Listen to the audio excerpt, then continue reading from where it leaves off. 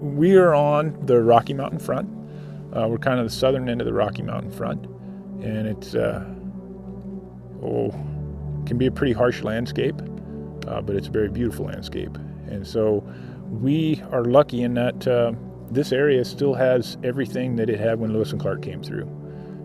We've got elk and deer and bighorn sheep and antelope and mountain goat and mountain lions and wolves and grizzly bears, black bears, you name it. It's all still here, and all of that wildlife is still, on this ranch. We still see those animals moving across this landscape.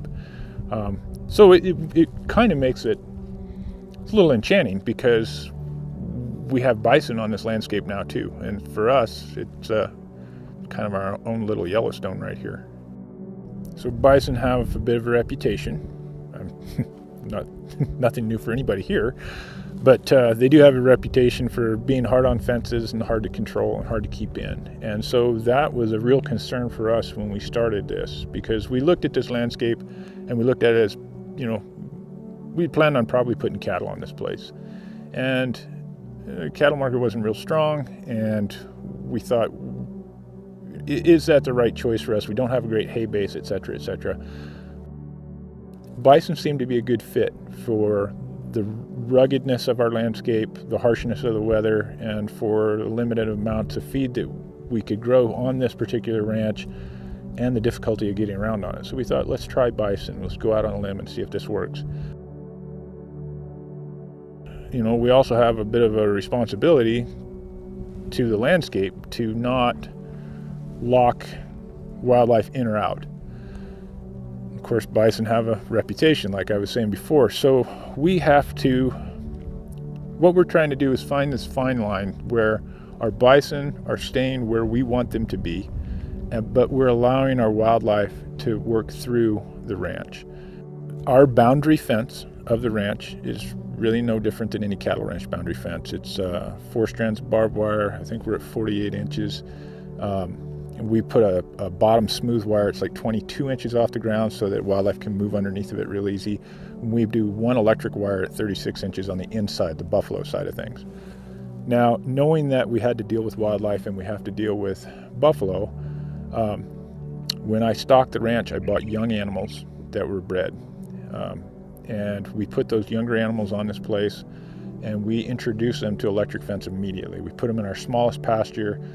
We really ramped up the voltage of our fence so that everybody got a good solid shock right off the bat. And we call it our training pasture, and we still have it. And we use that to kind of establish a respect for fencing.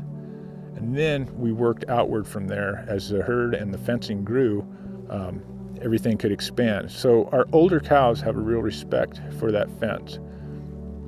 We've moved them throughout the ranch on our differing pastures and different size pastures. And because they were young animals, they've kind of established our ranch as home. And that works really well for us because they want to be home. And there's enough room for them to move. They transition from grass feeds and sources throughout the ranch naturally, and yet feel that this is everything that they need. They transition around on the landscape really well. And with our wildlife issues, once we got respect for our fencing, now we don't need to turn the electric on. We turn on just where the bison are.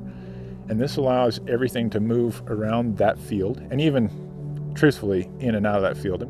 Our internal fences are just smooth wires that are set at like 20 inches and 40 inches.